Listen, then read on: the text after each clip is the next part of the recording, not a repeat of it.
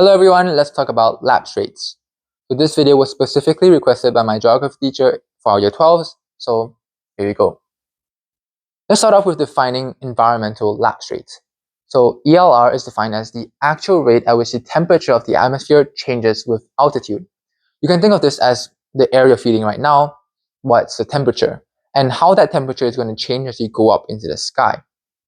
If you've ever been on a plane before, you know that the temperature decreases, it gets colder when you're higher in altitude, and it gets colder by 6.5 degrees Celsius per kilometer. Environmental lapse rates and the associated change in temperature is all due to heat transfers and the environment. You can think of this as the sun sending its radiation towards the earth. It's the Earth's surface that absorbs the heat to radiate back up to heat up the atmosphere. So your ground is the heat source, and that is going to radiate heat up. If the ground is the heat source, then the air and gas closer to the surface is going to be warmer, whereas the air further up in the atmosphere, high in altitude, is going to be colder. So because your heat source is down here, there's a temperature gradient of hot to cold. And that's the most simplest concept of environmental lapse rates, this temperature gradient due to heat transfers from the Earth's surface. And you can draw this on a diagram of altitude to temperature like this. Label it ELR. Next up is dry adiabatic lapse rates, DALR. Pause for a moment and picture a box with air inside, and the air in this box is going to rise. That is our parcel of air, and that is the most simplest concept you have to understand atmospheric science. It's not realistic, it's theoretical, but it helps you understand, and don't complicate it more than just a box of rising air. Dry adiabatic lapse rate is defined as the rate at which the temperature of a rising parcel of dry air changes with altitude. So this parcel over here, this box over here, it's going to rise, and how temperature is going to change with that rise. It's going to actually decrease by around 9.8 degrees Celsius per kilometer on average, but obviously it can have its local variations. And this temperature change it happens adiabatically. Adiabatic means without any transfers into the atmosphere, so it all happens itself. It's not associated with this surface heating of the air, and it's all related to this parcel of air. And you can visualize this with this diagram over here. Gravity pulls down most of your air particles. So most of your air sinks down because of gravity. Some air over here, but generally most of your air is down here. This means you have high pressure here and high density here, so your parcel of air is small. But as your parcel of air rises, there's more space for it to expand because there's lower density. It expands, and therefore it has lower pressure, and lower pressure in science means lower temperatures. And that's why adiabatically, without any heat transfers, it decreases in temperature as it expands. Adiabatic is all associated with the changes in temperature due to changes in pressure and volume. So you can put this on a diagram. You can put this anywhere. You can put this like this or like that, but I'll simplify it for myself and draw it like this. And write DALR. Next up is saturated adiabatic lapse rate, SALR. And that is defined as the rate at which the temperature of a rising parcel of saturated air changes with altitude. So our box of air, as it rises, it has to saturate somehow. It has to become full of water somehow. And that's explained with these things over here.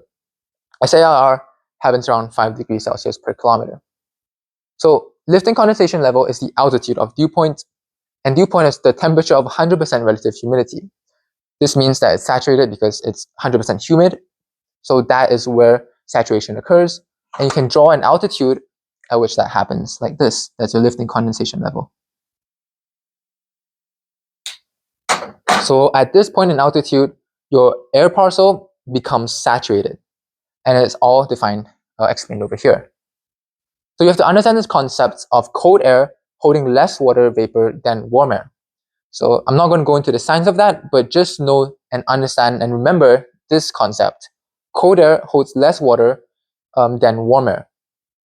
And relative humidity is defined as the ratio of the actual amount of water you're holding compared to the maximum capacity of water the parcel of air can hold.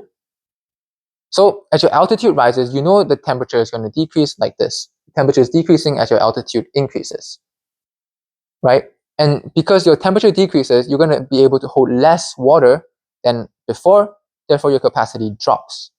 If your capacity drops, but your amount of water stays the same, then your relative humidity is going to rise.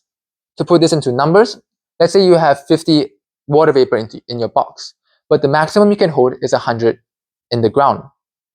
As you rise, you're going to become colder, so your capacity decreases to something like 75. 50 remains the same because nothing changes to the water, right? 50 is down here, 50 is up here. The only thing changing is your capacity. So before at the ground, it's 50 to 100, which is 50% relative humidity. But when it's 50 to 75, it becomes 67% relative humidity. You can see that when you go up, it's going to increase from a 50 to 67, and that's going to keep changing and increasing until it reaches 100% relative humidity, right? So as we increase, your capacity is going to drop, so your relative humidity increases until 100%, which is your saturation. So over here, 100% relative humidity. But what happens when you go above that? What happens when your capacity drops below the amount of water there is there? Well, you can't hold more water than you can hold, right? It doesn't make sense. So you have to get rid of that water somehow. And you get rid of that water through condensation. So you have 50 water vapor right now, and you can only hold 49. That one water vapor has to come out of the partial and condense into liquid water. So as you can see here, as you increase even more, you're going to start to condense. And that condensation, that water, is your rain, your clouds, your hail, everything, all about precipitation. So that is going to keep going until it's 0, 0, where you can't really change anymore. All that matters is that these two have to balance when it's more than 100%. So when it's 50, it has to be 50. When it's 49, it has to be 49. This can't be any lower than that. So to put this on the diagram, it's something like this.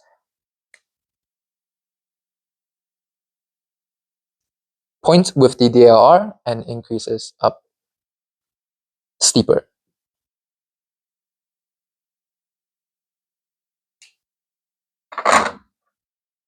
And the reason why it's always going to be steeper than DLR, so over here you can see that this value itself is less than this value, ignoring the negative. And that's because when you condense, you're going to release latent heat. And latent heat is, well, heat that will slow down your rate of cooling, right? If you're cooling very fast here, but you're introducing more heat because of latent heat, you're going to cool down less. And therefore, you're going to have a decrease in less temperature as you increase in altitude. So all of this leads to condensation above this lifting condensation level, and you're going to have cumulonimbus clouds here or something. So that sums up lapse rates. I hope you guys enjoyed and understand now, and I'll see you in the next video.